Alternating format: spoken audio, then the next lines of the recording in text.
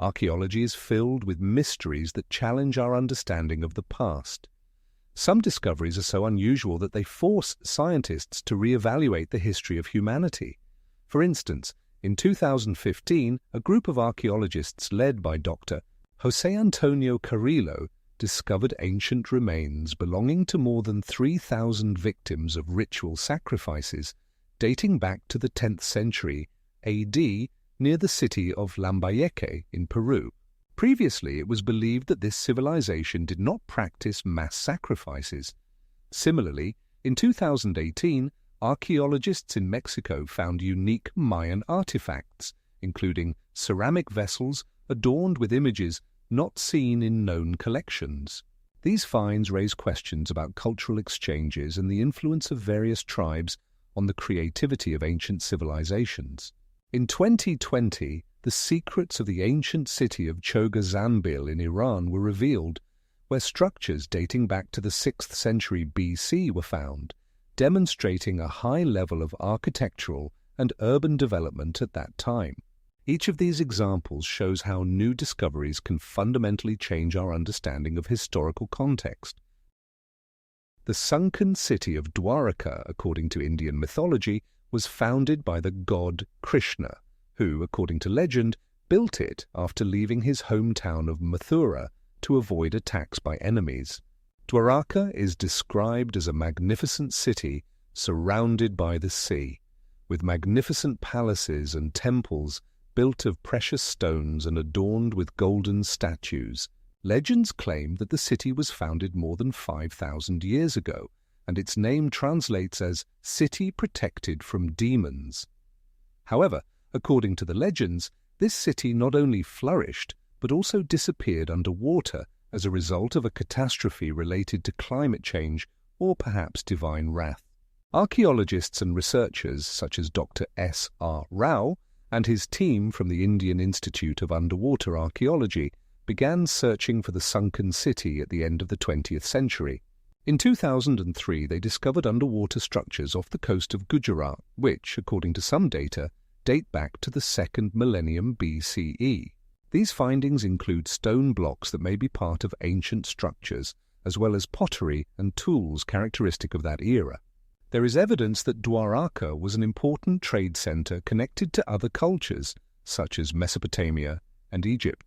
The findings suggest that the city may have had a well-developed infrastructure, including water supply systems and grain storage facilities. According to some data, the area of the underwater remains is more than 100 hectares.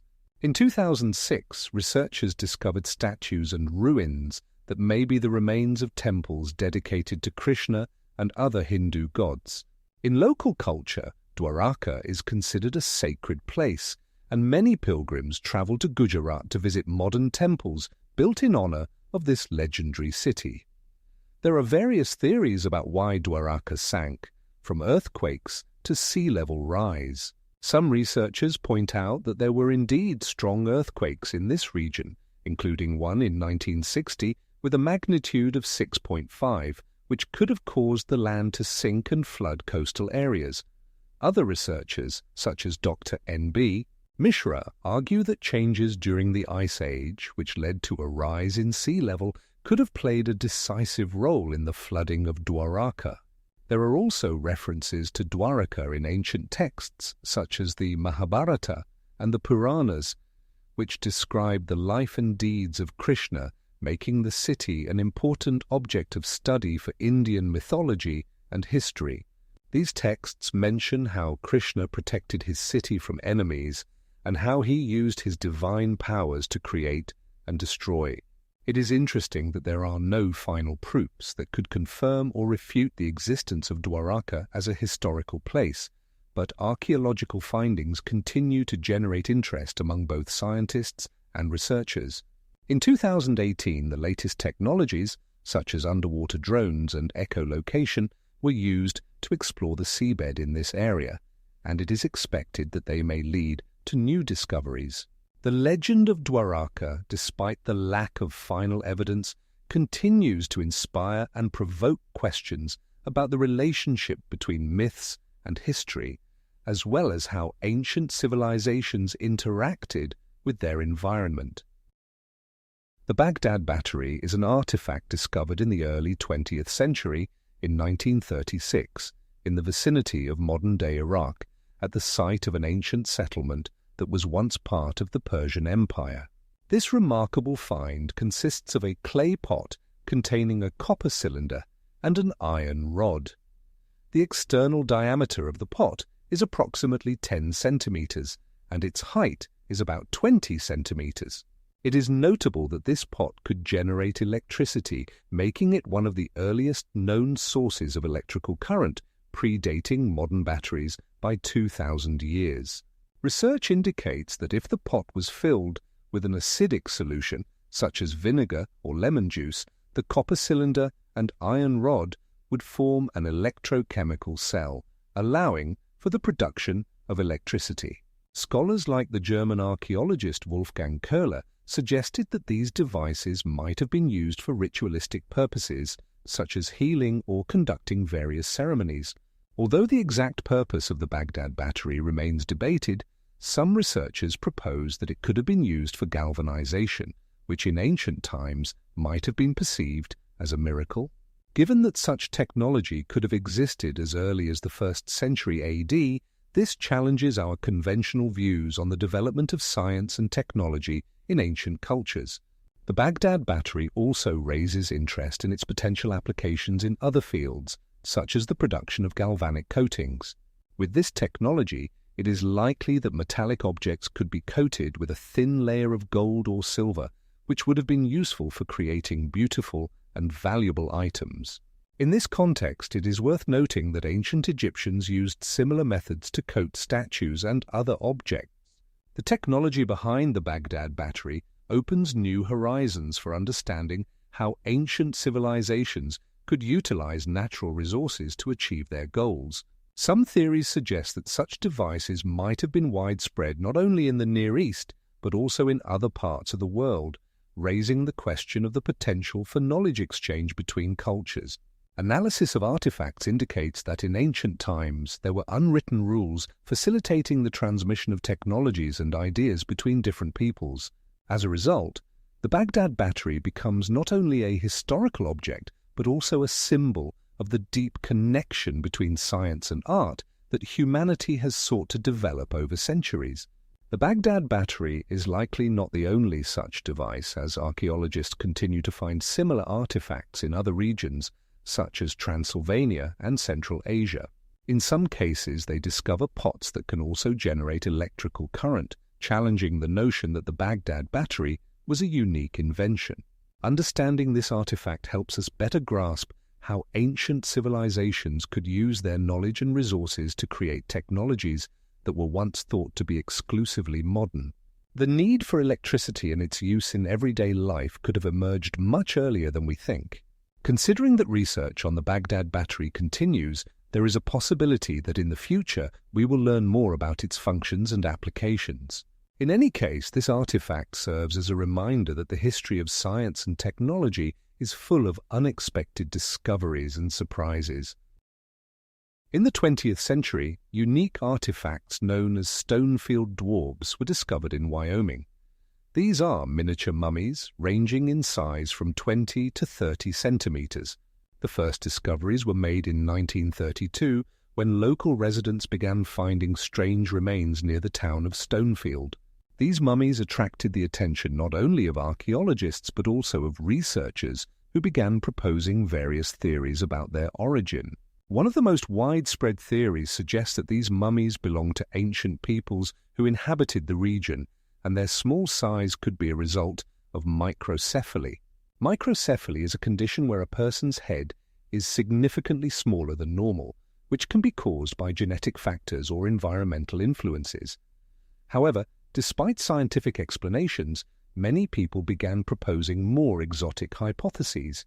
Some claimed that the mummies could belong to extraterrestrials or be the result of some mystical rituals.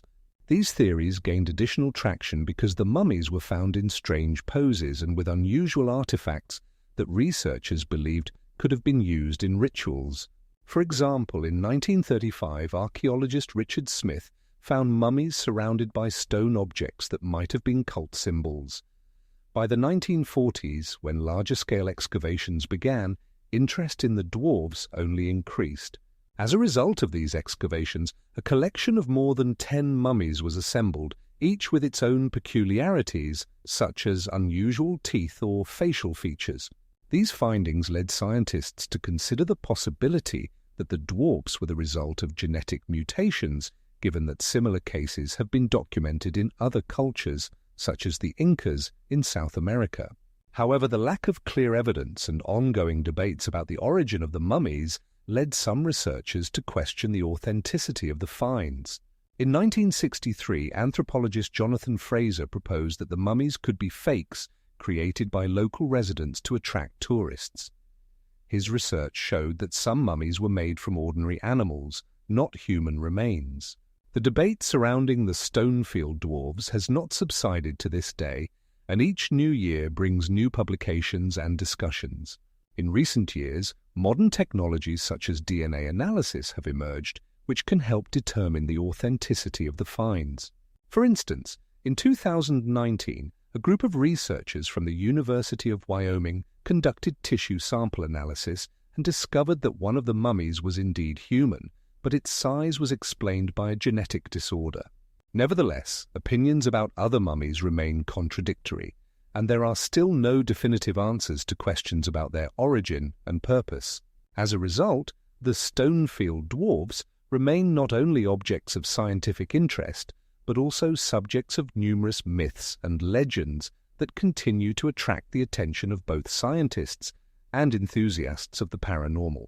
Scientific research continues, and each new discovery hides mysteries that could change our understanding of human history. Roman dodecahedrons are mysterious bronze 12-sided figures found on territories that once belonged to the Roman Empire.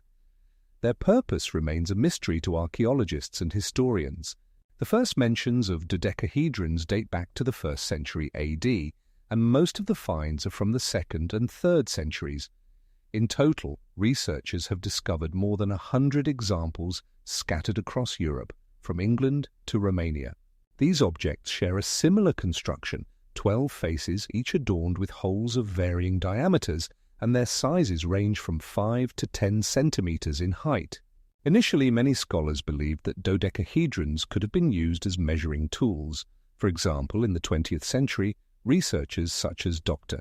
John Lounsbury from Cambridge University proposed that they were used for calculating angles and distances, possibly even for astronomical observations. However, none of these theories have been confirmed, and there are no historical sources that could clarify their true purpose. Some archaeologists suggest that dodecahedrons might have been used as children's toys. In this context, they could be associated with games like dice or other forms of entertainment popular among Roman children. For instance, in the 20th century, a bronze toy resembling a dodecahedron was found in Virginia, USA, which added to the debate. The most intriguing theory is that these objects could have served as ritual artifacts or symbols of status. For example, in the Roman Empire, the use of elite materials like bronze was often associated with high social status. This theory is supported by finds of dodecahedrons in graves, where they could have served as amulets or objects with magical properties. Research conducted in the 90s by archaeologist Professor Peter Sattercliffe, who discovered similar artifacts in the context of rituals related to the veneration of gods, supports this view. Such an approach to interpreting these objects opens new horizons for discussing their meaning and functions in ancient Roman society. There are also suggestions that Roman dodecahedrons could have been used as models for teaching geometry. This is indicated by the mathematical features of their construction, including symmetry and equal sides. However, despite active research, there is still no definitive answer to the question of their purpose. There are no clear data on how exactly the Romans used dodecahedrons in their daily life. The process of producing these objects also remains a mystery. It is known that they were cast in bronze, but the technologies used in their creation are still being studied. For example, in 2002, a group of German archaeologists conducted a study that showed that high-quality metal casting techniques were used for their production. It is important to note that Roman dodecahedrons did not have any inscriptions or marks indicating their function, which adds another layer of complexity to their interpretation. The relatively small number of finds and the lack of additional historical evidence leave researchers in the dark about how these objects fit into the daily life of Romans. Ultimately, Roman dodecahedrons remain one of the most enigmatic artifacts of antiquity, and their true purpose, whether as a tool, toy, or ritual object, continues to be a subject of debate among scholars. To date, no proposed theory has been able to convincingly explain how these items were used in the lives of people in ancient Rome. The Sphinx in Giza, a magnificent structure standing approximately 20 meters high and more than 40 meters long, has long attracted the attention of researchers, architects, and tourists. However, the mystery of its age remains one of the most debated topics in archaeology. Officially, the Sphinx is dated to the time of Pharaoh Khafre, who lived around 2,500 years before our era. However, in recent decades, a number of researchers, including geologist Robert Schoch, have proposed theories that the Sphinx could be significantly older. Schoch, in particular, noted the presence of erosion marks on its surface, which he believes indicate the influence of water. This discovery formed the basis for his assertion that the Sphinx was created no less than 10,000 years ago, when the climate in this region was wetter and the desert had not yet fully formed.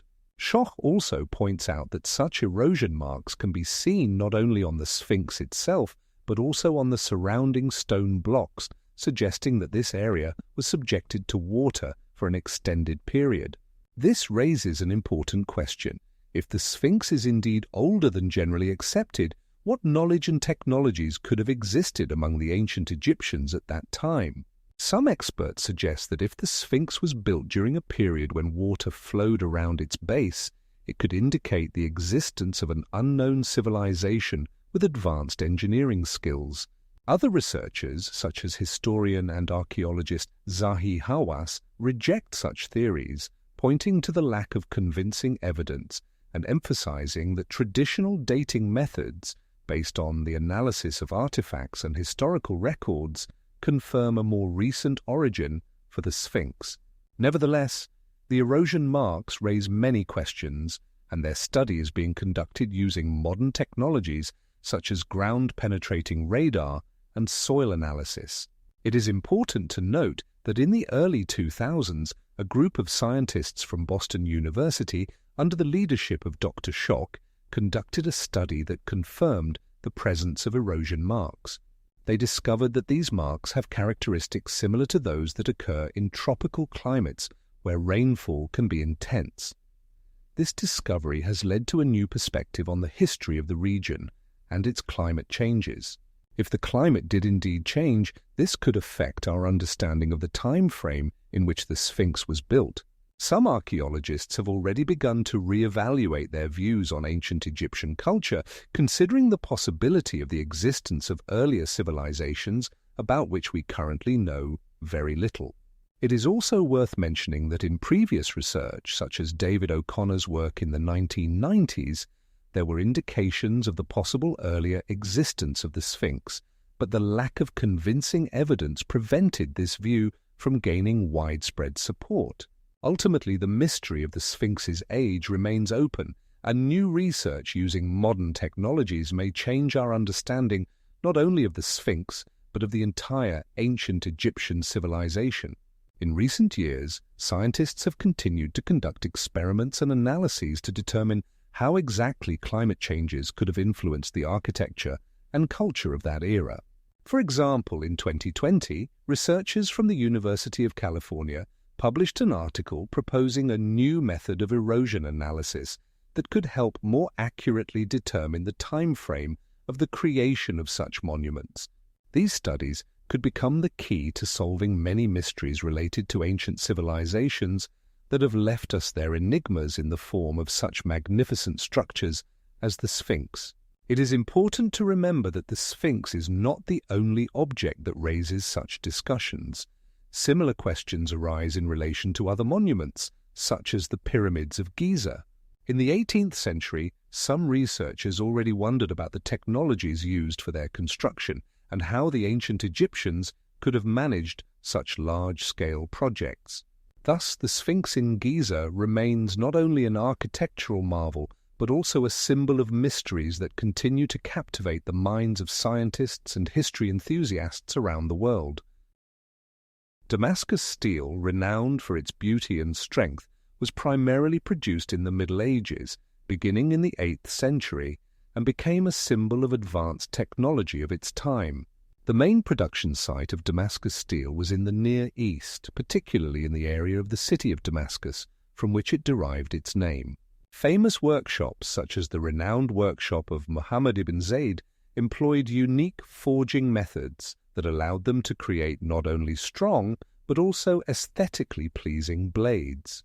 The chemical composition of Damascus steel includes carbon and iron, but the secrets of processing these materials remained a mystery.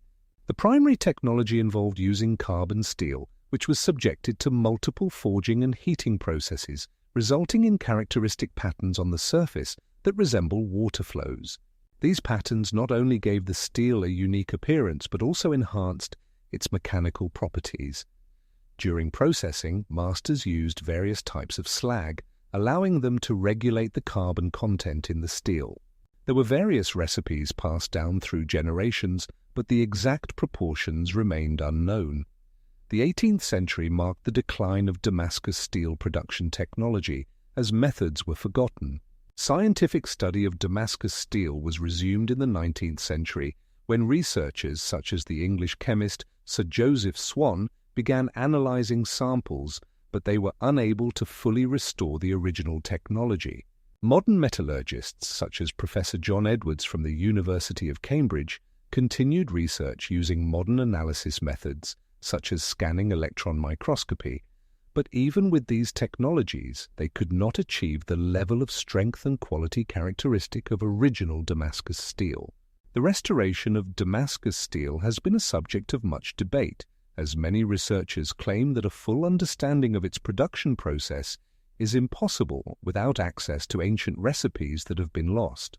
In the 21st century, while modern blacksmiths can create steel with similar visual effects, it does not reach the same level of strength and flexibility as historical Damascus steel. Additionally, in the production of modern equivalents, various alloying elements such as molybdenum, vanadium, and niobium are often used, which were not present in the original steel. This creates another difference, as the chemical composition directly affects the properties of the steel. Masters working with Damascus steel today often use traditional forging methods, but due to the lack of precise information on proportions and technology, they can only approximate the original quality. The restoration of Damascus steel remains one of the mysteries of metallurgy, and many blacksmiths dream of solving this secret, but there is still no scientific consensus on how such outstanding results were achieved. The fact that the technology of Damascus steel remains partially lost confirms the complexity and high skill requirements of blacksmiths of that era. Footprints found in Laetoli, discovered in Tanzania, represent a unique testament to the life of bipedal hominids, dating back approximately 1,600,000 years. These footprints were discovered in 1976 by a team of paleontologists led by British anthropologist Professor Mary Leakey, who, along with her husband and son, explored the region in search of evidence of early human forms. The discovery was made near the Olduvai volcano and became one of the most significant in the history of anthropology, as it first demonstrated that early human ancestors could walk on two legs. The footprints were left in volcanic ash from an eruption that occurred around 35,000 years ago and was subsequently covered by sedimentary deposits. Analysis of the footprints shows that they belong to the species Australopithecus afarensis, which lived in East Africa. The sizes of the footprints range from 25 to 30 centimeters in length, indicating that the height of these creatures was around 120 centimeters. Studies using three-dimensional scanning techniques have shown that the footprints exhibit characteristic features such as the arch and direction of the toes, suggesting that these hominids walked in the same way as modern humans. The discovery in Laetoli also played a key role in the study of evolution, as it confirmed the theory that bipedalism developed much earlier than previously thought. Paleontologists such as Dr. Tim White emphasize that these footprints represent a rare example of direct evidence of the behavior and lifestyle of early hominids, including their social interactions and mobility. It is important to note that Laetoli is not the only place where footprints have been found. Similar discoveries have been made in other parts of Africa, but the footprints from Laetoli remain the most famous due to their well-preserved structure and age. This discovery not only enriched our understanding of human evolution, but also raised many questions about how our ancestors adapted to their environment, what their diet was like, and how they interacted with other species.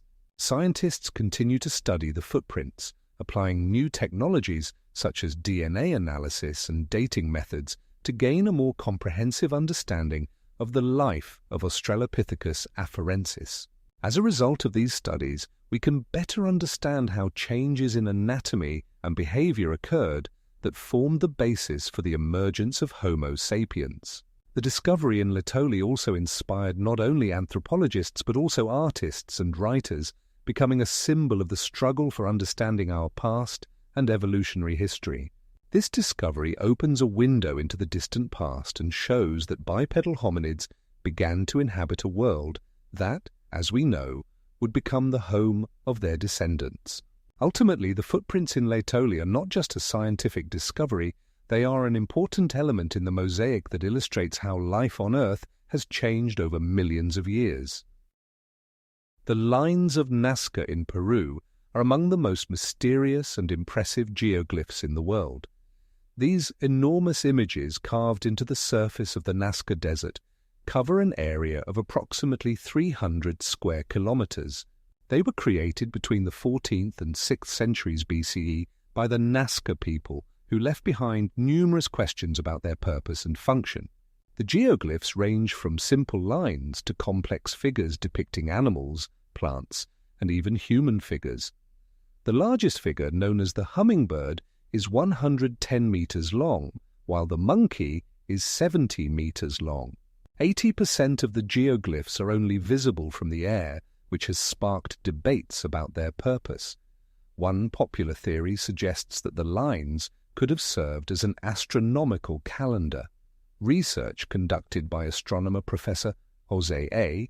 Chavez in the mid-20th century showed that some lines were aligned with specific astronomical events, such as the sunrise and sunset on the days of the solstices.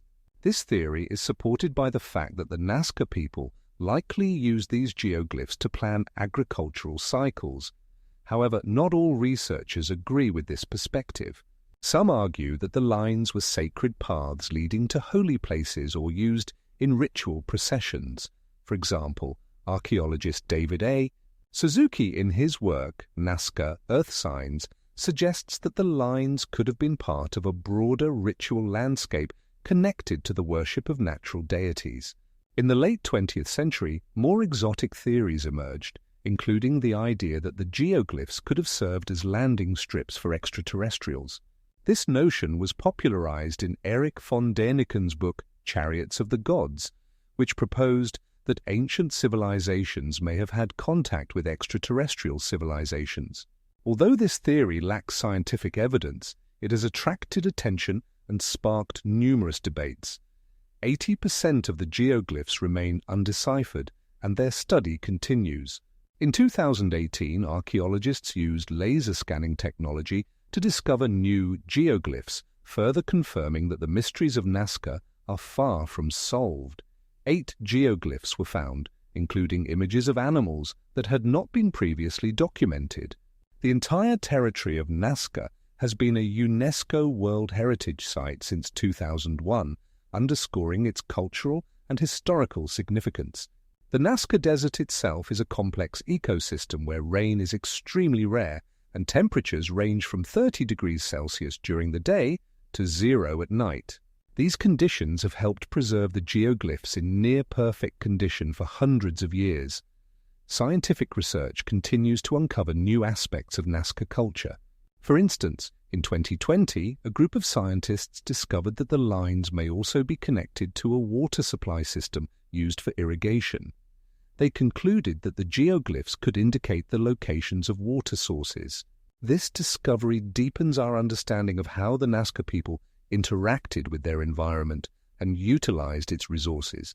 The diversity of theories about the purpose of the Nazca lines demonstrates that human perception of the past is always complex and multifaceted. Each new fact about the Nazca lines opens new avenues for research and discussion, highlighting that history is not a static collection of knowledge, but a dynamic field where each discovery can change our understanding of the past. Giant Olmec heads are some of the most impressive monuments of ancient Mexico, created between the 3rd and 1st centuries BC. These monumental sculptures, weighing up to 40 tons, are made of basalt quarried from a site over 100 kilometers away from where they were installed. The Olmecs, one of the first civilizations in Mesoamerica, left behind not only these impressive stone heads, but also numerous other artifacts that testify to their high level of artistic skill and complex social structure. The sculptures typically depict human faces, often with distinct features characteristic of the Olmecs, such as wide noses, large lips, and massive skulls, suggesting that these heads could be portraits of rulers or important figures. The largest known Olmec head weighs around 38 tons and was found in the region of La Venta, where the Olmecs built their largest monuments. Scholars still debate how ancient masters could move such heavy stone blocks over such great distances. Some researchers suggest that wooden rollers and ropes, along with coordinated teams of workers, were used. It is interesting that each head has unique features and sizes, indicating that they were likely made to order and reflect different aspects of Olmec culture. The study of these heads began in the 19th century when they were first discovered in the jungles of Mexico and have since attracted the attention of archaeologists and art historians from around the world. In 2012, archaeologists discovered a new head in the region of San Lorenzo, which was found to be made of unusual light basalt, distinguishing it from the more common dark examples. The sizes of these heads vary, but most are over 2 meters in height, creating a striking visual impact. Giant Olmec heads not only demonstrate the skill of ancient sculptors, but also raise questions about how such a complex culture could have emerged in conditions of limited resources. The study of the Olmecs also highlights important aspects of their religious and social practices, as many of these sculptures may have had ritual significance. Scientific research shows that the Olmecs used basalt not only for the heads, but also for other objects, including altars and sacrificial platforms, underscoring their importance in ritual practices. These heads, like other Olmec artifacts, are important elements in understanding ancient Mesoamerican societies and their interactions with their environment. Today, only a few of these heads are in museums, while the majority remain outdoors, exposed to weather and time. Olmec heads remain a mystery to scientists, and their study continues to reveal new chapters in the history of pre-Columbian Mexico. Some sculptures weigh as much as 38 tons, comparable to the weight of 2 passenger cars.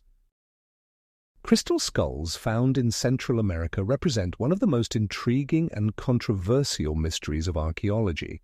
The first mentions of such artifacts appeared at the end of the 19th century, when in 1881 an American antiquarian, Frederick M. Merrifield, purchased a quartz skull from a local resident in Mexico. This skull became one of the most famous, with a height of approximately 22 centimeters. Since then, several other skulls have been discovered, attracting the attention of researchers and enthusiasts of the occult. Some of these, such as the skull on display at the British Museum, are dated to the 19th century, raising questions about their authenticity. Proponents of the theory of ancient origin of crystal skulls claim that they were created by civilizations like the Maya or Aztecs and possess magical or healing properties. For example, some researchers point out that the skulls were made using complex stoneworking technologies that supposedly existed among ancient peoples. However, despite this, scientific research conducted in the late 20th century showed that crystal skulls were likely created in the 19th century using modern tools. One such experiment was conducted by Dr. John M.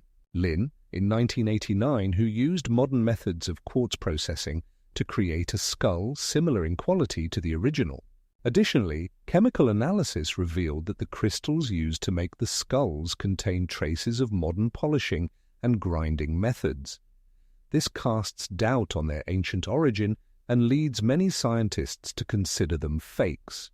It is interesting that some skulls were exhibited in museums and at exhibitions where they attracted public interest, contributing to the creation of myths and legends about their supposed properties. For example, in 1991, the film Indiana Jones and the Temple of Doom increased the popularity of crystal skulls by linking them to mystical phenomena and ancient curses. As a result, there are numerous conflicting theories about crystal skulls, making them a constant subject of debate among archaeologists and historians. On one hand, some researchers, such as Dr. Victor K. Goodman, argue that a number of skulls were indeed created using ancient technologies that are not yet fully understood. On the other hand, critics, such as Professor John B. Larson, insist that most of the skulls are simple fakes created for profit and public interest. The debate over the origin of crystal skulls continues, and despite numerous studies, there is still no definitive answer to whether they are ancient artifacts or skillfully crafted fakes. The scientific community continues to investigate this question, and perhaps in the future, new discoveries will shed light on this enigma. There are approximately 30 crystal skulls known, and many of them are kept in private collections and museums around the world. Metal spheres from Klerksdorp, discovered in South Africa, are among the most mysterious artifacts associated with deposits estimated to be around 2,800,000,000 years old. These spheres were found in the 1980s in iron ore mines. They range in diameter from 2 to 10 centimeters and feature 3 characteristic parallel grooves that encircle their surface. The parallel lines on the spheres have sparked debate among scientists, as their origin remains unclear. Some researchers, such as Dr. Hendrik Sharp, argue that these grooves indicate an artificial origin, suggesting that the spheres could have been created using advanced technologies unavailable to ancient organisms. However, most scientists are skeptical of this theory and believe that the spheres could have formed through natural geological processes such as corrosion and water action. Studies show that the area where these artifacts were found also contains fossils, indicating the presence of life in ancient times. The spheres are primarily composed of iron, but other elements such as nickel and copper have also been detected. This suggests that they could be part of a more complex geological matrix. Some geologists, such as Dr. Walter Brown, have proposed that these spherical formations could be the result of methane bubbles acting on sedimentary rocks, but this theory has not gained widespread acceptance. Notably, the Klerksdorp spheres parallel other findings around the world, such as metallic spheres discovered in mines in countries like Australia and India. However, many of these discoveries are also disputed, and the exact causes of their appearance remain uncertain. A significant aspect is that for decades, scientists have attempted to date these objects using radiocarbon dating, but their natural state has made this challenging. Nevertheless, many experts agree that if the spheres are indeed around 2,800,000,000 years old, they represent evidence of much more complex processes than initially thought. In 2004, scientists from the University of Texas conducted an analysis that showed the grooves on the spheres could be the result of processes related to wear and erosion, but this does not resolve the question of their origin. Therefore, the metal spheres from Klerksdorp remain one of the most enigmatic finds in the history of geology and archaeology, continuing to spark interest and controversy in scientific circles. Ultimately, they offer a window into the past of our planet that is yet to be fully explored and understood. Stonehenge is one of the most famous megalithic monuments in the world. with an age of approximately 5,000 years, making it a contemporary of ancient civilizations such as Egypt and Mesopotamia. This monument was built during the Neolithic period, when people began to adopt a sedentary lifestyle and develop agriculture. Stonehenge is located on Salisbury Plain in England, near the town of Amesbury. The construction of this complex is a true mystery, especially considering that the enormous stones used to create it were transported from a distance of more than 200 kilometres. The main part of the stones, known as sarsens, was quarried in Wiltshire, while the smaller blue stones of Berlin porphyry came from Wales. To move these massive blocks, ancient builders used various methods, which are still a subject of debate. One theory suggests the use of wooden sleds on which stones were placed and then dragged along prepared paths.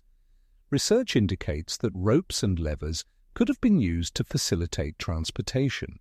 Other researchers propose that stones could have been transported by water. The River Severn, which flows near the quarry site, could have been used to move stones near the coast, after which they were transported by land. There are also hypotheses that stones were moved using wide trenches filled with water, which reduced friction. This would require enormous human resources and good organization of labor, indicating a high level of social organization capable of coordinating such complex projects. Stonehenge also raises questions about its purpose. Some researchers believe it served as an astronomical observatory, while others suggest it was a cult center where rituals related to sun worship or ancestor veneration were performed. Astronomical observations show that Stonehenge is oriented towards the sunrise on the summer solstice. This further supports the theory that the monument could have served as a place where ancient people marked important astronomical events. Similar megalithic monuments can be found in other regions of the world, but Stonehenge stands out for its scale and architectural design. The megaliths that make up its structure can reach a height of up to 7 meters and weigh up to 25 tons, making them some of the largest stones used in ancient construction. Research indicates that the construction of Stonehenge occurred in several stages, starting around 2000 BCE and ending around 1800 BCE. Scientists suggest that each wave of construction could be linked to changes in social structure, religious beliefs, and climatic conditions. In recent decades, archaeologists have conducted numerous excavations around Stonehenge, uncovering additional structures and artifacts that help better understand its significance and use. For example, in 2018, a group of archaeologists discovered more than 400 burials near the monument, indicating the importance of this place as a center of ritual life. Research also revealed that other megalithic structures, such as circles and barrows, were located around Stonehenge, suggesting a developed culture and complex rituals. Around the monument, active discussions continue about how ancient people could have organized their knowledge of construction and astronomy to create such a large project. Stonehenge continues to be an object of study and debate among scholars, and its mysteries are not yet fully revealed. Interest in this monument does not wane, and each new discovery brings new questions. For instance, in 2020, scientists used modern technologies such as ground-penetrating radar and laser scanning to study underground structures and determine how the construction processes were organized. Stonehenge continues to inspire both scholars and tourists, remaining a symbol of the enigma of ancient times and human ingenuity. The mysterious rings of Bahistan represent a unique archaeological phenomenon located in the southwest of Pakistan. These metallic rings embedded in rocks were discovered in the 20th century, but their origin remains unclear. Archaeologists and researchers such as Dr. Muhammad A. Mahmood and his team began studying this site in the 1990s when they encountered these strange artifacts in the area known as Bahistan, near the city of Quetta. Currently, more than 100 rings have been found, varying in size from 1 to 3 meters in diameter. These rings are made of a copper and other metal alloy, indicating a high level of metallurgical processing. One of the main mysteries is how these rings ended up embedded in rocks, as no known ancient civilization left clear records of such a practice. Some researchers suggest that the rings could have been part of ancient rituals or used to mark boundaries, but there is no definitive evidence to support this. The rings were found near ancient settlements such as Sindh and Mohenjo-Daro, which may indicate their connection to the Indus civilization that existed more than 4,000 years ago. However, no artifacts have been found that could confirm their exact purpose. Unlike other archaeological finds, such as statues or tools, the rings of Bahistan have no counterparts in other cultures, making them even more enigmatic. Research shows that the metal used to make the rings has a high content of zinc and lead, indicating complex metalworking technologies that existed in the region in ancient times. In the 21st century, several research expeditions attempted to conduct additional analyses of these artifacts to determine their age and origin. However, the use of modern technologies such as radiocarbon dating faces challenges due to the lack of context in which the rings were found. Additionally, local legends about the rings have been passed down through generations, claiming that they were made by gods or aliens, further fueling interest in studying this site. In the 23rd century, when scientists began using more advanced analysis methods such as X-ray fluorescence spectroscopy, it became possible to study the composition of the metals more closely and attempt to understand the process of their creation. However, even with these methods, it has not been possible to determine exactly how the rings were embedded in the rocks or what role they played in ancient society. The question remains open, and researchers continue to debate whether these rings were the result of natural processes or human craftsmanship. There are even theories that the rings may have been part of an ancient energy field used for ritual purposes. Regardless, the rings of Bahistan continue to be one of the most intriguing mysteries in archaeology, attracting researchers from around the world who hope to unravel the secrets of their origin and purpose. At the beginning of the 21st century, several international expeditions gathered to jointly study this phenomenon, hoping that combined efforts would shed light on these enigmatic artifacts. The rings are not only of scientific value but also of cultural significance, as many local residents consider them sacred and associate them with numerous myths and legends. Today, it is believed that further research may help establish the historical value of these artifacts and their impact on the development of metallurgy in the region. Currently, it is known that there are approximately 7 major archaeological complexes in Bahistan that may be related to the rings, but their study is not yet complete. The Antikythera mechanism is an ancient Greek analog computer dating back approximately 2,000 years, created in the 1st century BC. It was discovered in 2001 during the search for a sunken ship off the coast of the island of Antikythera, located between Crete and Rhodes. This mechanism consists of a complex system of gears used for astronomical calculations, such as predicting solar and lunar eclipses, as well as the movements of the planets. During the deciphering of the device, researchers found that the mechanism could track the movements of 5 planets: Mercury, Venus, Mars, Jupiter, and Saturn, and predict the positions of the Sun and Moon in the sky. 8 surviving disks and more than 30 bronze gears form a complex mechanism that, in terms of complexity and precision, had no equivalent in antiquity. There are versions that the mechanism was created based on knowledge inherited from the ancient Babylonians, who were the first to systematically observe celestial bodies and record their movements. The dimensions of the device are approximately 30 centimeters in height and 22 centimeters in width, with its components assembled in a wooden case. Scientists note that for its time, the Antikythera mechanism was a true marvel of engineering thought, as it was ahead of its time by several centuries. The degree of accuracy in the calculations of the mechanism, according to specialists, is comparable to those achieved only in the early modern period. The restoration and study of the mechanism were carried out by scientists such as Gerard Hart and David Levi, who used modern technologies of X-ray fluorescence, spectroscopy, and three-dimensional scanning to analyze the surviving components. As a result of the research, it was found that the mechanism contains more than 30 different gears, each cast with high precision. These gears interact with each other, creating complex movements that allow for the calculation of astronomical parameters. One of the most interesting aspects of the mechanism is its ability to predict eclipses, which was extremely important for agriculture and religious rituals in antiquity. The mechanism has a special scale showing cycles of eclipses known as the Saros cycle, which lasts approximately 18 years. This discovery confirmed that ancient Greeks were capable of complex mathematical calculations and had deep knowledge of astronomy. The Antikythera mechanism became a vivid testimony to the existence of highly developed technologies in antiquity that were lost for many centuries.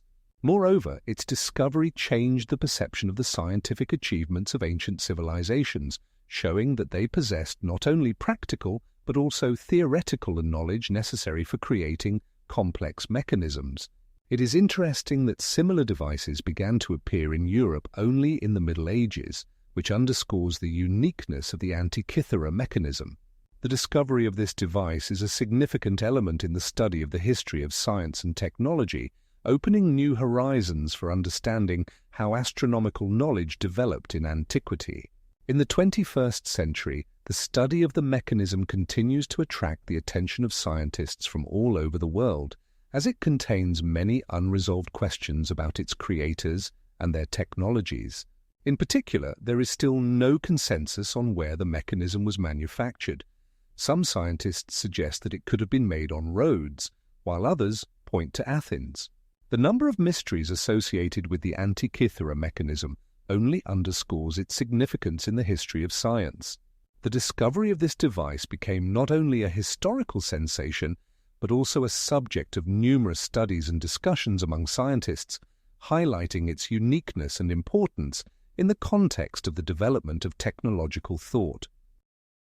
The Indus Valley Script, also known as the Indus or Harappan script, has existed for more than 4,000 years. It emerged around the 30th century BCE and was used in the territories that now encompass modern-day Pakistan and northwest India. To date, archaeologists have discovered more than 2,500 seals and tablets bearing over 400 unique symbols. This script was used in major cities such as Harappa and Mohenjo-daro.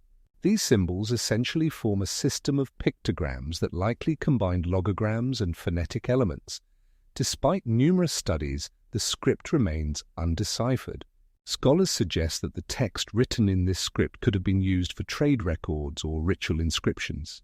For instance, seals often depict animals like tigers and bulls, which might indicate their symbolic significance or the status of the owner. Research shows that the Indus script could have existed in several forms, as evidenced by variations in the style and size of the symbols. A JCS. Bennett from the University of Cambridge proposes that the script might have reflected local dialects, adding to its complexity. Comparing the Indus script with other ancient writing systems, such as Sumerian or Egyptian, highlights its uniqueness and mystery. For example, the Sumerians used cuneiform, which was deciphered due to the large volume of records. In contrast, the Indus script appears to be more limited in scope and context, making it difficult to analyze. Research indicates that the script was likely used by a narrow circle of people, further complicating its understanding.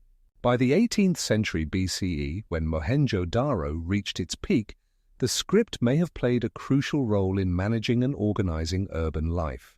However, with the decline of the Indus Valley civilization around the 20th century BCE, the script was forgotten, and its significance was lost.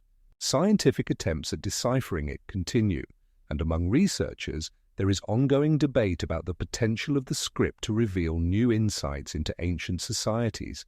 For example, some scholars, such as K.S. Singh from the Indian Institute of Science, argue that if the script is deciphered, it could change our understanding of cultural interactions in the ancient world. An important aspect is that the Indus Valley script lacks known parallels among other ancient writing systems. This suggests that it may represent a unique cultural and linguistic tradition distinct from Sumerian and Egyptian.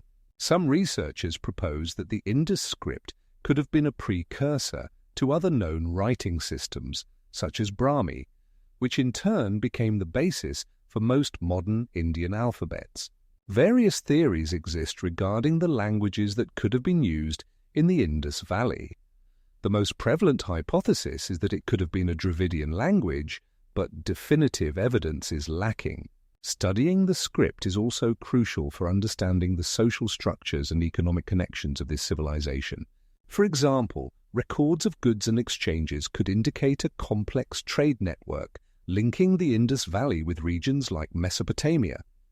Each discovery related to the Indus script adds new details to the picture of ancient history. For instance, recent finds in the Lotal region, where seals with symbols reminiscent of the Indus script were discovered, suggest that interactions with other cultures may have been more active than previously thought. These findings could indicate that the inhabitants of the Indus Valley had more sophisticated and developed forms of communication than just trade.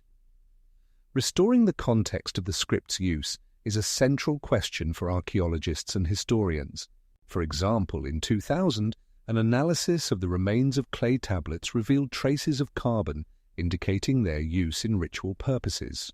This discovery suggests that the script could have served not only to record information, but also as part of rituals, further complicating its decipherment. Every new discovery underscores how much more there is to learn about the Indus Valley script. There is a belief that if even a part of the text is deciphered, it could provide a key to understanding a range of cultural and social aspects that have so far remained speculative. Among historians, there is a view that the Indus script could also open new horizons in the study of early forms of state governance and social status. Thus, the Indus Valley script remains one of the most intriguing mysteries in human history. With each new discovery, we edge closer to understanding its significance and role in the ancient civilization that left a lasting legacy. The script was likely not just a tool, but an essential part of the cultural identity of the people who inhabited this region. Currently, it is clear that deciphering the Indus script is not just about the language, but about understanding ancient societies and their interactions with neighboring cultures. The Voynich manuscript is a medieval book written in an unknown language and dated to approximately the 15th century. This manuscript was discovered in 1910 in Italy when an American bookseller named Milton Voynich acquired it at one of the auction sales. The document consists of 206 handwritten pages filled with strange illustrations that include depictions of unusual plants, astronomical phenomena, human figures, and illegible text written in an alphabet unlike any known language. To this day, no researcher has been able to decipher the text, which has given rise to numerous theories about its origin and purpose. Some suggest that the manuscript may be a medical treatise, as it contains many illustrations of plants that could be related to herbal medicine. Others believe it could be an astronomical book, as it features numerous astronomical diagrams and charts, possibly for predicting astronomical events. It is worth noting that the plants depicted in the manuscript often do not correspond to known species, adding to its mystery. Scientific analysis has shown that the pages are made of parchment, which is typical for the time. Researchers have also found that the text is written using a unique set of symbols that have no counterparts in other known languages, raising doubts about its affiliation with any language group. In the 18th century, the manuscript ended up in the library of Jan Palaki in Prague, and after his death, it was lost again until it was found by Voynich.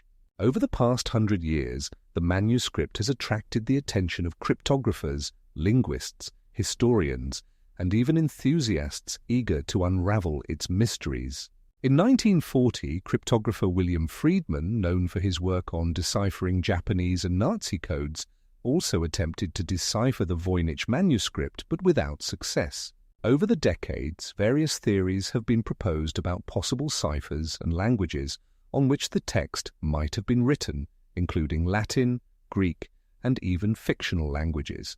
Some researchers claim that the manuscript could be a simple cipher created for confidentiality purposes, while others suggest it might be a hoax or even an artistic forgery. In 1993, computer analysis of the text indicated that it could be a random arrangement of symbols, casting doubt on its seriousness as a literary work. Modern technologies, such as language pattern analysis and even artificial intelligence, have also been used in attempts to decipher the manuscript, but none of these efforts have been successful. In recent years, the manuscript has become the subject of numerous digital projects, including its digitization and the creation of interactive applications that allow users to explore its pages.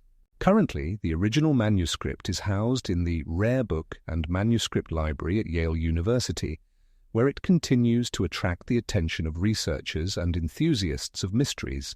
In the 18th century, when the manuscript was discovered, it became not only an object of interest but also a source of inspiration for writers and artists, reflecting its influence on culture and art.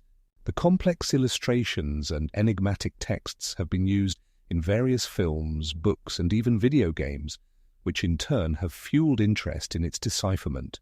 80 years after the manuscript entered the academic community, it remains one of the most mysterious artifacts of the Middle Ages, continuing to spark debate and attract the attention of both scholars and lovers of mysteries. The Ica stones are mysterious artifacts discovered in Peru that have captivated researchers and history enthusiasts since the late 20th century. 80 stones were found near the city of Ica, featuring images of dinosaurs, complex surgical operations, and other anachronisms that have sparked debates about their authenticity. The first mentions of the stones appeared in the 1960s, when local resident Julio Tello began finding them near his village. Some stones contain images that, according to many researchers, suggest that ancient civilizations could have coexisted with dinosaurs. For example, one stone depicts a dinosaur resembling a triceratops next to a human, raising questions about the temporal overlap of these creatures' existence. Other stones show surgical operations, such as amputations, which also cause confusion, since such knowledge of surgery is believed to have existed only in modern times. In 1986, Dr. Eric P. Lehman, who studied the stones, concluded that their images could be forgeries as they did not align with known historical facts. However, proponents of the stones' authenticity argue that they are evidence of a highly advanced ancient civilization that possessed knowledge of dinosaurs and surgery. In 1988, Professor Dan Kenny from the University of Peru conducted an analysis of the stones and concluded that they were over 5,000 years old. Nevertheless, most scientists continue to doubt the stones' authenticity, suggesting that they may be the result of local artisans creating them for sale to tourists. In the 1990s, the Ica stones became a subject of media attention, which further fueled interest in them. Moreover, in 1991, a group of American researchers conducted a detailed analysis of the stones and concluded that they were made of volcanic glass, casting doubt on their antiquity. During this time, discussions also began about how far the depictions of dinosaurs on the stones diverged from reality, as many of them appear to be stylized versions. Considering this, it is worth noting that in the 1990s it became clear that the stones had attracted not only scientists but also UFO enthusiasts who saw them as evidence of extraterrestrial contact. Discussions about the Ica stones continue to this day, and while some researchers believe in their authenticity, others consider them a prime example of pseudoscience. In 1998, a museum dedicated to these artifacts was opened in Ica, which has become a popular tourist destination and further fueled interest in the stones. The museum exhibits over 200 stones, allowing visitors to see the diversity of images and ask questions about their origins. In 1999, a group of Peruvian scientists published a book detailing their research on the Ica stones, emphasizing their dubious authenticity and the lack of historical data supporting their age. To this day, the Ica stones remain a subject of controversy, with their authenticity raising many questions among both scientists and history enthusiasts. Research continues, and each new analysis adds more details to this complex historical narrative. 200 meters from the coast of Israel, at a depth of approximately 30 meters, lies the submerged Neolithic settlement of Atlit Yam, which sank around 9,000 years ago. This settlement is a significant archaeological discovery as it has preserved unique remains of ancient culture. 85% of the artifacts found are in excellent condition due to the protection provided by water and mud. The first investigations of this site began in 1986 when Israeli underwater archaeologist Dr. Ephraim Stern and his team started excavations. They discovered that the settlement included several stone houses and remnants of various tools, pottery, as well as plant and animal remains. The findings indicate that the inhabitants of Atlit Yam engaged in fishing, hunting, and gathering. Analysis of the remains shows that they consumed various marine products, including oysters and mollusks, as well as wild grains. Among the most interesting finds are well-preserved ceramic vessels with distinctive ornaments that reflect the cultural and artistic traditions of this people. Human remains were also found, allowing scientists to study the health and lifestyle of people from that time. Preliminary estimates suggest that around 100 people lived in Atlit Yam, using it as a base for hunting and fishing. Expertly crafted tools, such as knives and scrapers, indicate a high level of skill and understanding of their resources. The uniqueness of Atlit Yam lies in the fact that it is one of the few Neolithic settlements that have been preserved in such a state underwater, allowing for a detailed study of the lives of people who inhabited these lands. Studying such sites helps understand how climatic changes during the late glacial period influenced the lives of ancient people. Atlit Yam was submerged due to a rise in sea level, a process that continued over several thousand years. The discovery of the settlement has also provided insights into how Neolithic cultures adapted to changing environmental conditions. In the 21st century, scientists continue to research this site, using new technologies to analyze the findings. The use of underwater drones, for example, allows researchers to explore hard-to-reach areas and discover new artifacts. Atlit Yam is one of the key sites for understanding the transition of human communities from a nomadic to a settled lifestyle, which in turn influenced the further development of civilizations in this region. Comparing it with other Neolithic cultures, such as the Halaf culture in modern-day Iraq, reveals both similarities and differences in lifestyle and technologies. Atlit Yam serves as a significant milestone in human history, showing how people used their knowledge of nature for survival and development. As excavations continue, scientists hope to gain more information about the culture of this ancient settlement and its impact on neighboring regions. In Atlit Yam, archaeologists have found not only everyday items but also ritual artifacts, indicating the presence of complex beliefs and rituals among its inhabitants. Numerous finds confirm a cult associated with the sea, which may indicate the importance of the sea in the lives of these people. Rongo Rongo is a mysterious writing system discovered on Easter Island, also known as Rapa Nui, and remains undeciphered to this day. This writing was found by Europeans in the 19th century, but its origin and meaning continue to be debated among scholars. It likely emerged between the 14th and 16th centuries, when the island was inhabited by Polynesian peoples. Currently, there are known to be 25 Rongo Rongo tablets, containing around 400 different signs. These signs were carved onto wooden tablets, each with its unique style and form. Researchers suggest that Rongo Rongo might be the only writing system independently invented in Oceania, making it a unique object of study. Despite numerous attempts to decipher Rongo Rongo, including the work of scholars such as Professor Stephen Rosen and Dr. Craig Rosen, no definitive results have been achieved. The main challenge lies in the lack of context. Rongo Rongo was used for cultic and ritual purposes, which complicates its understanding. Some researchers propose that Rongo Rongo may represent not just a writing system, but a complex of symbols linked to the islanders' mythology and cultural practices. Compared to other writing systems such as Egyptian hieroglyphs or Mayan script, Rongo Rongo is characterized by its simplicity and conciseness. Notably, all existing tablets are housed in museums worldwide, including the Museum of British Columbia and the British Museum, which complicates further research. In the early 20th century, some scholars attempted to establish a connection between Rongo Rongo and other Polynesian writing systems, but these efforts were also unsuccessful. There is a theory that Rongo Rongo could have been used to record both myths and historical events, but without additional data, it is impossible to determine which specific events were recorded. It is worth noting that many tablets contain images of people, animals, and various objects, which may also indicate their ritual significance. Given that Easter Island was isolated from other cultures, some researchers suggest that Rongo Rongo could have developed independently of other writing systems, making it particularly interesting for linguists and historians.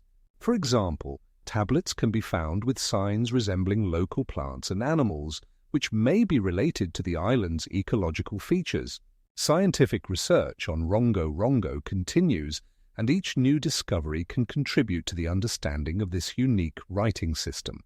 Despite the lack of decipherment, Rongo Rongo continues to generate great interest among researchers and history enthusiasts, and it may one day unlock the secrets of the ancient culture of Easter Island. It is known that one of the tablets was discovered in 1858, and since then, scholars have not stopped their search. Rongo Rongo remains one of the most enigmatic objects of study in archaeology and linguistics, as well as a symbol of a lost culture that once existed on Easter Island. The Phaistos disk is a clay disk with a diameter of approximately 22 centimeters and a thickness of about 1 centimeter, discovered in 1961 during an archaeological excavation in Phaistos on Crete, led by Italian archaeologist Luigi Pernat. The disk is covered with more than 200 symbols, carved in a spiral on one side, and is a unique artifact belonging to the Minoan civilization, which existed on Crete between 2000 BCE and 1500 BCE. The symbols on the disk remain undeciphered, making it one of the most mysterious objects from antiquity. The disk uses signs not found in known writing systems, such as Linear A or B, which complicates its decipherment. Some researchers suggest that the symbols may represent hieroglyphs or even signs related to religious rituals, but the exact meaning of these symbols remains unknown. 82 different signs have been identified on the disk, including images of humans, animals, and various geometric shapes. For example, some of the symbols resemble images found on other archaeological artifacts, such as seals and pottery, but none of these images provide a clear answer to the meaning of the disk. The disk was found in the context of destroyed buildings, which may indicate its use in ritualistic purposes or as an object of special value to the Minoans. Some researchers, such as Edward Bennett, have proposed that the disk could have been part of a board game or even a calendar, but none of these theories have sufficient evidence. In the 18th century BCE, the Phaistos disk became an object of interest not only for archaeologists but also for linguists, who attempted to compare its symbols with other known scripts, such as Egyptian hieroglyphs or Sumerian cuneiform.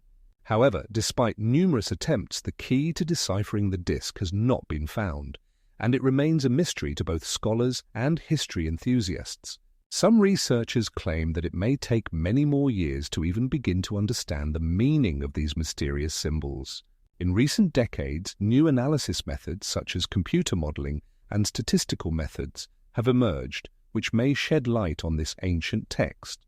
In the 1990s, a group of scientists from the University of Crete attempted to apply algorithms to analyze the symbols on the disk, but this attempt also did not succeed. The Phaistos disk has become not only an important artifact for historians, but also a cultural symbol representing the mysteries and enigmas of an ancient civilization that left behind many artifacts but failed to transmit its knowledge to posterity. Some theories even link the Phaistos disk with myths about the Minotaur and the labyrinth, adding to its mysterious and intriguing aura. It is important to note that the disc was made using special firing technologies that have allowed it to survive to this day, despite the passage of thousands of years. Today, the Phaistos disc is housed in the Archaeological Museum of Heraklion on Crete, where it is studied and discussed by both professional scholars and tourists who are fascinated by its unique design and history.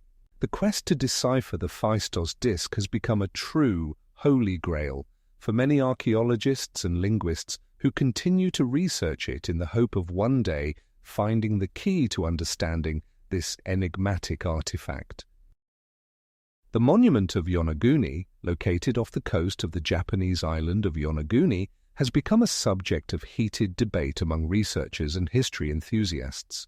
The discovery of this underwater formation occurred in the late 1980s, when divers noticed its unusual shapes at a depth of about 25 meters.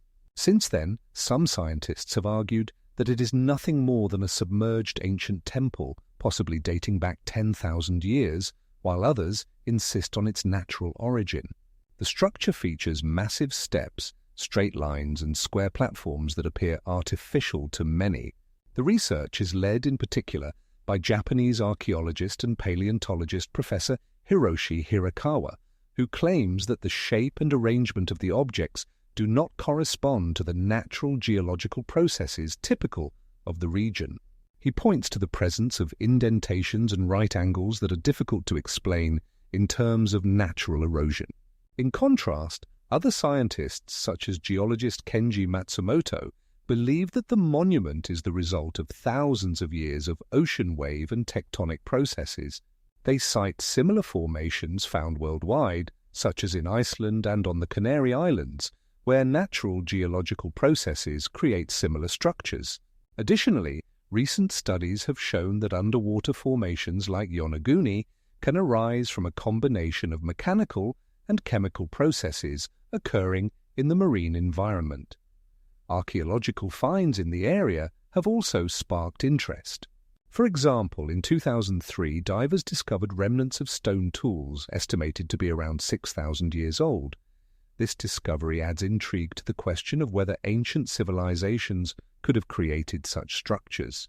Scientific research continues, and some researchers use modern technologies to analyze the structure and composition of the stones. For instance, in 2006, an underwater survey was conducted using three-dimensional laser scanning, which allowed for the creation of a detailed model of the monument and the identification of its features. Nevertheless, despite all efforts, the final opinion on the origin of Yonaguni remains unclear, and both sides continue to present evidence in their favor. It is important to note that not all underwater structures were created by humans. There are examples where natural erosion has formed stone formations that resemble architectural details. For example, in Australia, there is a natural monument known as the Elephant Rock, which also raises questions about its origin. In the case of Yonaguni, the question of whether it is indeed the ruins of an ancient civilization or simply a natural phenomenon remains open. Each year, thousands of tourists visit this place to see the mysterious stone formations with their own eyes. Around Yonaguni, an entire industry of underwater tourism has developed, which also raises questions about the preservation of this unique place. Regardless of who is right in this debate, Yonaguni attracts the attention of scientists and adventurers from around the world, providing an opportunity to explore not only its mysteries, but also questions about the origin and development of human civilization. Currently, research continues, and scientists hope that new technologies will help unravel the mysteries of this underwater wonder. For example, in 2023, a new expedition is planned which will use underwater drones for a more detailed study of the structure and surrounding environment. These studies may lead to new discoveries and possibly shed light on the true nature of the monument. There are also theories that if Yonaguni is indeed a submerged temple, this could change our understanding of ancient civilizations and their technologies. Comparison with other well-known monuments, such as the Pyramids of Giza or Stonehenge, underscores how significant this discovery could be for archaeology. Furthermore, If it is confirmed that Yonaguni is indeed an artificial structure, this would mean that people could have existed in this region much earlier than previously thought. Further research may lead to a re-evaluation of human history, especially in the context of migration and the spread of cultures in ancient times. Scientific debates continue, and each new argument can change our understanding of humanity's role in shaping the world around us. It is important to remember that even if Yonaguni turns out to be a natural formation, this does not diminish its value as a unique object for study and tourism. Scientific research and archaeological finds in this area continue to inspire scientists and researchers, and its mysterious nature continues to generate interest and controversy. The Puma Punku complex, located in Bolivia, is one of the most mysterious and debated archaeological sites in South America. It was part of a larger complex called Tiwanaku, which dates back to around 4,000 years ago. Puma Punku is renowned for its massive stone blocks, which weighed up to 200 tons and were cut with remarkable precision. The blocks are made of andesite, a volcanic rock, and their sizes range from 1 to 7 meters in length. Many of them exhibit precise notches and joints that leave virtually no gaps, raising questions about the use of primitive tools available at the time. Some researchers suggest that advanced technologies, still not fully understood, were used to process such massive stones. Dr. John Hudson, a renowned archaeologist, notes in his book The Mysteries of Puma Punku that the precision of the blocks is so high that they could be used in modern construction. For instance, the joints between the stones in Puma Punku are so perfect that even today's technology cannot always replicate such precision. The stones were likely worked with tools made of light and strong materials, such as bronze or even unknown alloys. Each block in Puma Punku weighed on average between 20 and 30 tons, and the total area of the complex is around 4 hectares. Archaeologists have found evidence that this place served not only as a construction site, but also as a religious center for the ancient inhabitants of the region. Inside the complex, remnants of temples, altars, and ritual platforms have been discovered. The dating of some of these structures indicates that Puma Punku was actively used during the period from the 8th to the 12th century AD. It is also worth mentioning that many blocks in Puma Punku have unusual shapes and sizes, raising questions about their transportation and installation methods. Studies suggest that the stones may have been transported from distances up to 50 kilometers, requiring significant effort and resources. The transportation technologies raise many questions. How could ancient people move such heavy masses without modern machinery? Some theories propose the use of wooden rollers or even the creation of wooden rails. Archaeologist and researcher José Luis Cala, who has been conducting excavations in this region for many years, asserts that the composite stones in Puma Punku could have been used to create complex architectural solutions, including drainage and water supply systems.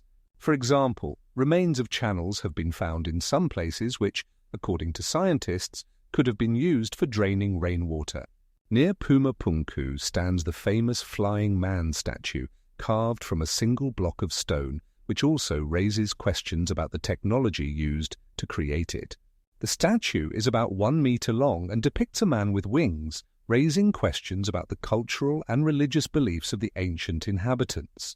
There are also more exotic theories about Puma Punk, including suggestions of extraterrestrial intervention and the use of lost technologies. Although such ideas seem fantastical, they highlight how little we know about the civilization that built this complex. Some researchers, such as Dr. Richard Gabriel, argue that Puma Punku can be seen as evidence of a highly advanced culture with access to knowledge and technologies that we are not even aware of. The restoration of the Puma Punku complex began in the 20th century, and today it is a UNESCO World Heritage Site, attracting many tourists and researchers. This place continues to generate interest not only among archaeologists, but also among historians who are trying to unravel the mysteries of ancient civilizations that once inhabited the territories of modern-day Bolivia and Peru. Pumapunku remains one of the most striking examples of ancient architectural achievements that continue to amaze and inspire scholars, prompting them to ask how life was organized in those distant times. Sacsayhuaman is located in Peru, near the Inca capital of Cusco, and is considered one of the most impressive architectural achievements of pre-Columbian America.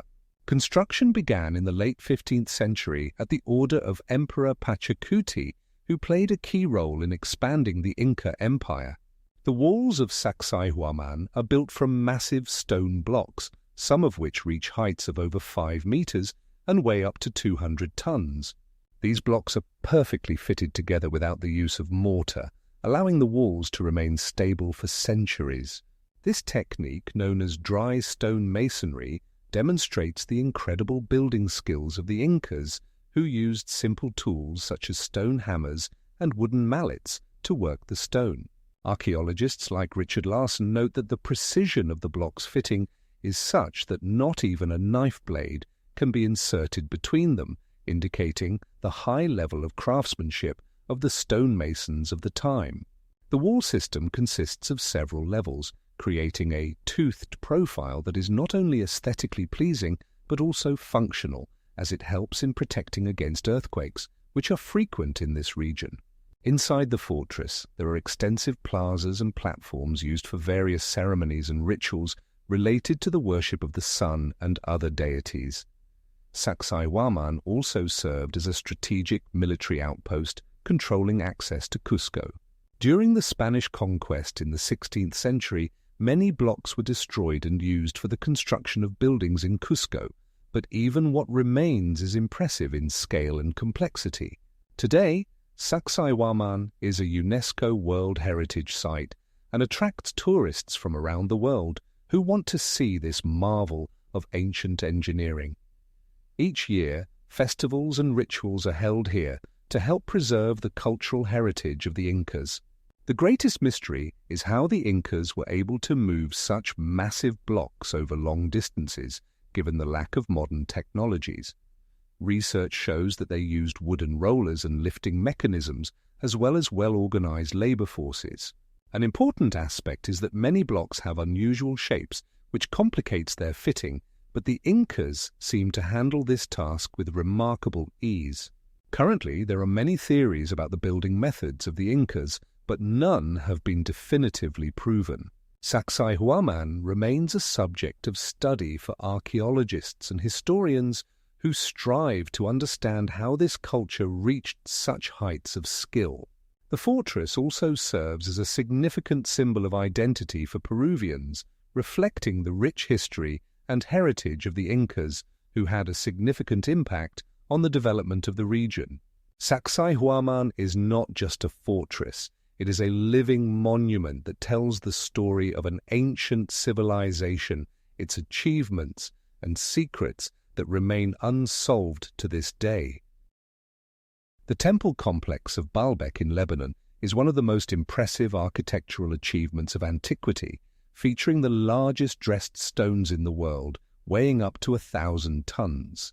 These colossal blocks, known as the Bacchus stones, were used in the construction of temples in the 1st century AD, when the city was a significant center of the Roman province.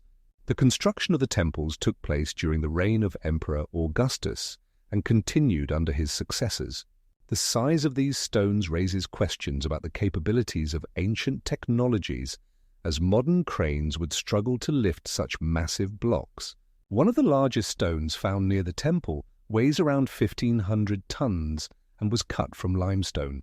To appreciate the scale of the work, it is worth noting that transporting such a stone to the construction site would have required many days, if not weeks, even with the most advanced methods. Archaeologists believe that the stones were moved using systems of rollers and ramps, which itself is an astonishing achievement of engineering thought. The walls of the Baalbek temple reach heights of up to 23 meters, while the columns reach up to 7 meters in height, making it one of the most impressive structures of its time. It is also important to note that the stones were not only quarried, but also cut with great precision, indicating a high level of skill among the ancient stonecutters. There are theories that thousands of workers were involved in the construction, working under difficult conditions.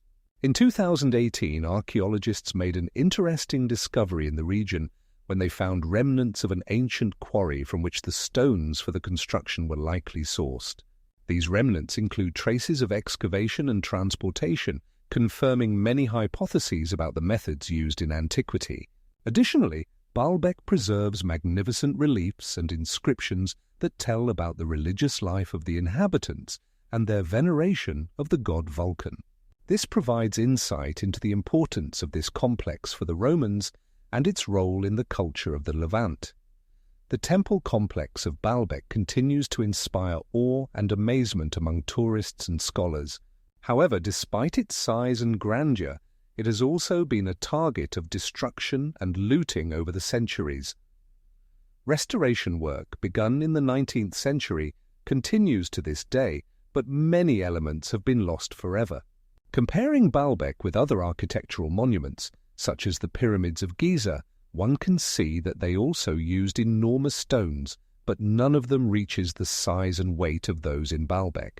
It is worth noting that many of these stones were placed with such precision that not even a sheet of paper could be inserted between them, indicating a high level of knowledge about construction and geometry among the ancient architects. Some researchers suggest that the construction of such complexes could have been related to astronomical observations, as the temple's locations coincide with certain celestial phenomena. There are also theories that the temple served ritual functions related to the cult of the sun and the moon. The Lebanese historian Fadl al-Halabi points out that the temple not only served religious purposes but was also a symbol of the power of the Roman Empire in the East. Ultimately, the temple complex of Baalbek remains not only a historical but also an engineering marvel that challenges our understanding of the capabilities of ancient civilizations. The sizes of the blocks used in construction continue to amaze, and the structure continues to attract the attention of scholars and tourists from around the world. In the Taklamakan Desert of China, renowned for its harsh climatic conditions and remoteness, scientists discovered unique mummies in the early 1990s that fundamentally altered our understanding of ancient Asian cultures.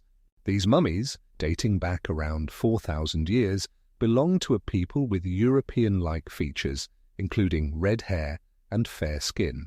The mummies contain significant amounts of well-preserved tissues, allowing researchers to delve deeper into their genetic and cultural characteristics. One of the most famous mummies, known as the Lop Nor mummy, was found in remarkable condition with preserved clothing made from sheep wool and plant fibers. Specialists from the University of Cambridge, led by Professor John Fletcher, conducted DNA analysis that confirmed these people were genetically close to Europeans, challenging traditional views on ancient population migrations. The findings also include various artifacts, such as textiles, jewelry, and tools, indicating a complex trade system and cultural exchanges between different regions.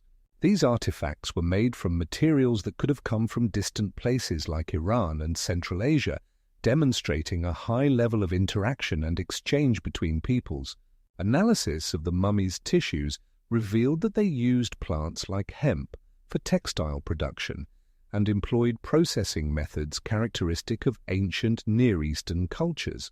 The mummies from the Taklamakan Desert provide invaluable insights into the climate of that time, as scientists were able to reconstruct the context in which these people lived. Paleoclimatic research shows that the climate was significantly wetter than it is today, facilitating the development of agriculture and a settled lifestyle. While many other cultures of the world led a nomadic lifestyle, these people seem to have established stable settlements that later disappeared. Their disappearance remains a mystery, with various theories, including climate change and migrations of other peoples, still being discussed by scientists. One of the most intriguing aspects of these findings is the question of how peoples with different cultural and ethnic characteristics could interact and exchange over such vast distances. The artifacts also demonstrate that the concept of Asian and European peoples in ancient times was much more complex than commonly believed. Analyses showed that some of these mummies had mixed ancestry, indicating possible contacts with other cultures such as Chinese and Indian, and confirming that ancient migration routes were much more diverse. These discoveries raise numerous questions about ancient civilizations, their way of life, and how they interacted with each other in a world where distances seemed insurmountable. The mummies from the Taklamakan Desert serve as a striking example of how archaeological discoveries can revolutionize our understanding of the past. Currently, researchers continue to study these burials, and each new discovery adds more details to the picture of ancient human history. In the 21st century, the mummies have become the subject of intensive research, including the use of the most advanced technologies such as computed tomography and molecular genetics, which provide information that was previously unavailable to earlier generations of scientists. As a result, we gain a more comprehensive understanding of how people who inhabited these lands lived and how their lives were connected to the surrounding world. The study of the Taklamakan mummies continues today, with new discoveries continually emerging, opening up fascinating pages of history that were previously hidden. Göbekli Tepe is the oldest known temple complex, located in southeastern Turkey, built around 12,000 years ago, making it significantly older than known civilizations such as Mesopotamia. Archaeological excavations initiated in the 1990s under the leadership of German archaeologist Klaus Schmidt have revealed more than 20 large, circular structures consisting of massive stone pillars, each reaching a height of 5 meters and weighing up to 10 tons. These pillars are adorned with reliefs of animals such as leopards, wild goats, and birds, indicating a high level of artistic skill and symbolism. It is important to note that Göbekli Tepe was built long before the advent of agriculture, which challenges traditional views that complex social structures and religious practices only emerged after the development of agriculture. Scholars believe that this site may have been used for ritual gatherings of hunter-gatherers who may not have yet settled in one place and engaged in agriculture. This discovery has forced researchers to re-evaluate the chronology of civilization. In fact, Göbekli Tepe suggests that spiritual and cultural needs could have preceded economic and agricultural changes. The structures of the complex are located at an altitude of around 900 meters above sea level and are surrounded by beautiful hills, adding to the atmosphere of this place.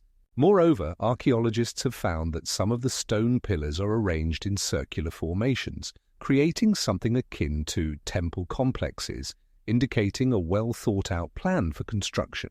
Previously, it was believed that complex religious structures could only exist in the context of a settled way of life, but Göbekli Tepe disproves this, showing that people could gather for rituals even in the context of a nomadic existence. Notably, no traces of habitation have been found on this site, further confirming its ritualistic purpose. Some scholars suggest that this place may have served as a pilgrimage center for various tribes, underscoring its significance in social and cultural contexts. Göbekli Tepe has become the subject of intense research, and many archaeologists and historians continue to study it to understand how it fits into the broader context of human history. In 2021, UNESCO included Göbekli Tepe in the World Heritage List, confirming its exceptional historical value. For centuries, this complex remained buried under the earth until its discovery and study, making it a find that fundamentally changes our understanding of early human history. Research shows that the construction of Göbekli Tepe required significant resources and organized labor, also indicating complex social structures that existed in this region at the dawn of civilization. Each element of this complex, from the reliefs to the structure, creates a unique picture of how people interacted with each other and their environment. Göbekli Tepe is located near the Firat River, which may have contributed to its importance as a center of cultural and social activity. Currently, this complex continues to be a source of scientific debate and discovery, with each new study adding new insights into its role in human history. Paracas turtles discovered on the southern coast of Peru represent a unique subject for study, sparking debate about the causes of their unusual elongated shape. Archaeologists investigating this region have found turtle remains dating back approximately 2,000 years before our era. Specifically, in burials of the Paracas culture, which existed between the 6th century before our era and the 1st century of our era, turtles with deformed shells, reaching lengths of up to 80 centimeters, were discovered. Researchers such as Dr. José Ruiz from the University of Lima have suggested that this form could be the result of intentional deformation practiced by the Paracas people. This practice resembles other forms of bodily modification, such as the deformation of skulls among the Maya, used to denote social status. However, some biologists consider the possibility of genetic traits that could have led to such an unusual turtle shape. In particular, DNA analysis conducted in the 21st century has shown that Paracas turtles have mutations in genes responsible for shell formation. These mutations may be linked to changes in the environment, such as food availability and climatic conditions. Additionally, some turtle remains were found in the context of ritual burials, which may indicate that their shape held symbolic significance for the Paracas people. For instance, in one of the burials, a turtle skull with characteristic markings was found, which could indicate ritual use of turtles in ancient ceremonies. It is worth noting that the Paracas culture was known for its skills in textile production and ceramics, suggesting a high level of societal development that could have both intentionally altered animal forms and studied their characteristics. In the 21st century, scientists continue to study these enigmatic turtles, collecting samples for further genetic analysis and examining archaeological finds to determine whether they were indeed the subject of intentional modification or a result of natural selection. Such research can shed light on how ancient cultures interacted with their environment and what significance they attributed to animals in their society. Ultimately, Paracas turtles remain an important subject of study as they open new horizons in understanding the complex interactions between culture and nature. The discovery of shells with characteristic deformation marks indicates that the Paracas people could not only alter animals, but also shape their understanding of the world based on these changes. The iron pillar in Delhi, located within the complex of Qutb Minar, was erected in the 4th century AD during the Gupta Empire. This pillar, 7 meters tall and weighing over 6 tons, was made from high-quality iron ore, which in itself is a remarkable feat. It was likely created using techniques that modern metallurgists cannot reproduce, as the pillar has shown remarkable resistance to corrosion despite its more than 16 centuries of existence.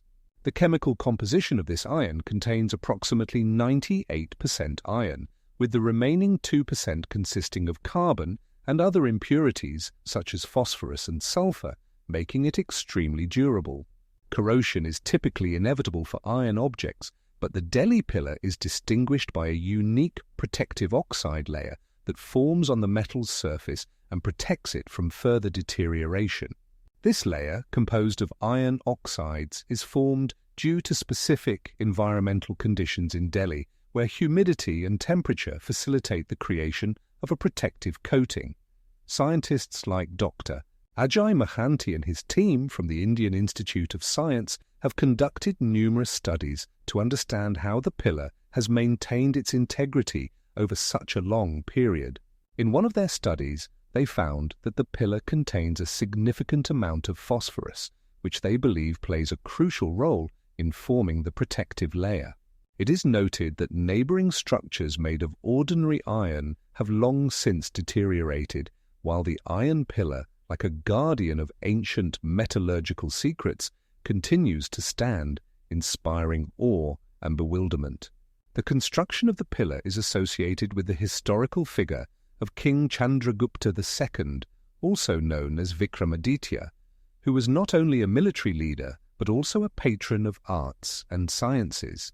An inscription on the pillar reads, "This pillar was erected in honor of King Vikramaditya to strengthen his rule," adding historical significance to this artifact. Scientists also suggest that the pillar might have been part of a larger structure, possibly a temple, but the exact details of its original purpose remain unclear. In the 18th century, the pillar attracted the attention of British colonizers who were impressed by its strength and uniqueness. Even with modern metallurgical technologies, attempts to achieve a similar level of corrosion resistance have been unsuccessful. This leads researchers to question what knowledge and technologies were available to ancient Indian craftsmen that are now lost. Some researchers propose that ancient Indian metallurgists might have used special processing and smelting methods that have been lost over time. Scientific experiments indicate that achieving such results requires a combination of ideal conditions, including the composition of the ore and the processing techniques that were available only in those times. This pillar is a living testament to the skill of ancient metallurgists and continues to inspire scientists and historians with new discoveries. Today, the Iron Pillar is one of Delhi's main tourist attractions, drawing thousands of visitors each year who come to see this engineering marvel. It not only symbolizes the achievements of ancient Indian civilization, but also serves as a subject of research that may shed light on lost technologies. The pillar's corrosion resistance is over 300 years, which continues to amaze contemporary scientists and experts in materials science. As such, properties would be highly valuable in modern times.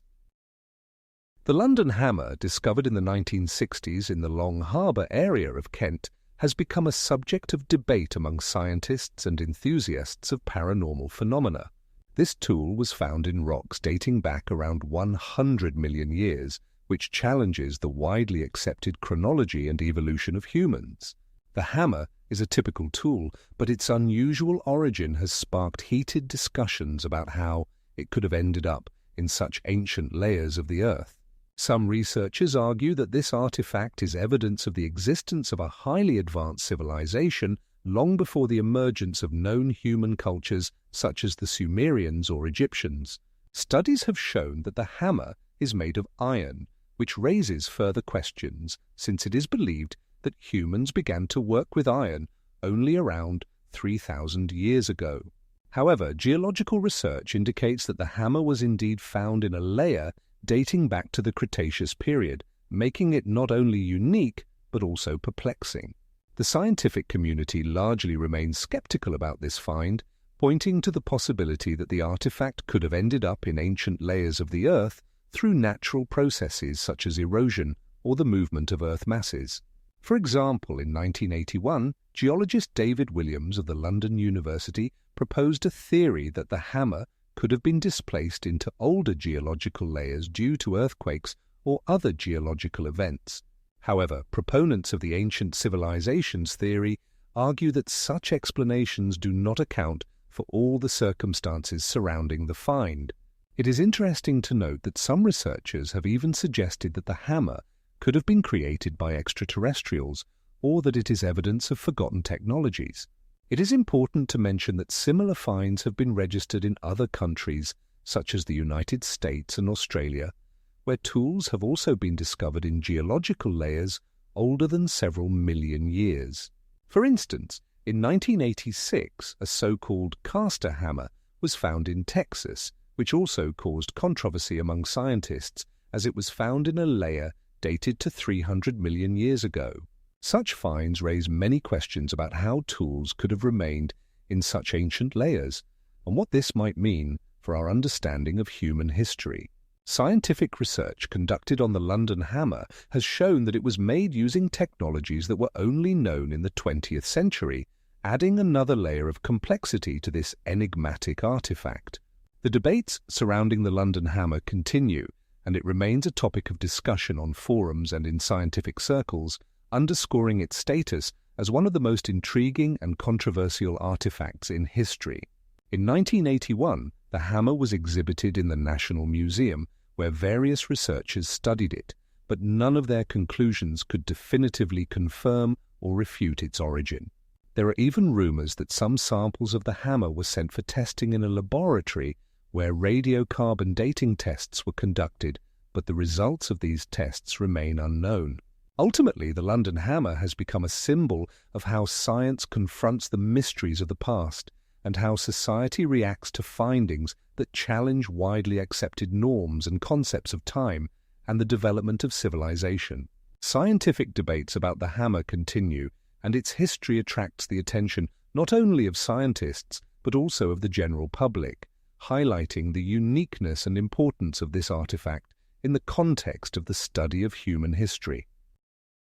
In 2019, in the southern part of Jordan, a group of archaeologists led by Dr. Alan Snyder from Ben Gurion University discovered the remains of an ancient settlement that is believed to date back to the 6th millennium BCE. This discovery challenges traditional views on when agricultural life began. The settlement contained evidence of early agriculture and animal husbandry, supporting the hypothesis that the first farmers existed earlier than previously thought. Findings indicate that people not only gathered wild grains but also began to cultivate them. For example, archaeologists found wheat and barley seeds that had been processed, suggesting the use of primitive farming techniques. In the same year, in Turkey, in the region of Çatalhöyük, researchers led by Professor Maria Gilbert discovered unique wall paintings depicting ritual scenes related to life and death. These images, dating back to around the 8th millennium BCE, show that people at that time had complex religious beliefs and social structures. Such discoveries make it clear that early societies were much more developed and complex than we previously thought. In China, near the city of Xi'an, archaeologists continue to study the tomb of Emperor Qin Shi Huang, where in 2006 a new group of terracotta warriors was discovered, increasing the total number of statues found to more than 8,000. These statues, created in the 3rd century BCE, demonstrate a high level of artistic skill and the diversity of military ranks and poses, confirming the complex organization of the army and social structure of that time. Archaeology in Peru continues to amaze. In 2018, a team of archaeologists led by Dr. Cecilia Benavides discovered massive geoglyphs in the region of Nazca, believed to have been created more than 2,000 years ago, and still puzzling scientists.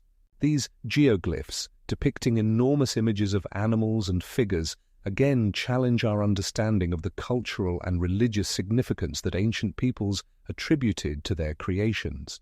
All these examples highlight that each new artifact and discovery not only enriches our understanding of the past, but also raises new questions. Archaeology offers not just answers, but a constant stream of mysteries that require further study and interpretation. In 2020, for example, in Egypt, several tombs dating back to the time of the pharaohs were found, containing rich burials and numerous artifacts that testify to the complex system of beliefs and rituals in ancient Egypt. The size and wealth of these findings underscore the level of development of the ancient Egyptian civilization and their beliefs about the afterlife. Archaeological discoveries in different regions of the world, from Mesopotamia to South America, show that humanity has always sought meaning in its existence, the search, and each new artifact is a step towards understanding this search. In 2017, in Iran, a tomb was discovered, believed to belong to a Persian king, containing unique golden artifacts and jewelry that demonstrate high levels of jewelry-making skills. These findings not only confirm the wealth and power of ancient empires, but also open new horizons for the study of their cultures and traditions. The study of ancient civilizations continues, and archaeology remains at the forefront of this process, constantly challenging our views of the past and forcing us to re-evaluate historical narratives. In the 20th century, for example, the work of archaeologist Jairo Tossi in Mesopotamia showed that many cities were much more developed than previously thought, with a sophisticated system of canals and irrigation. This discovery changed our understanding of how ancient societies functioned and how they adapted to their environment. Research shows that archaeology not only reveals facts, but also requires us to constantly rethink and discuss them.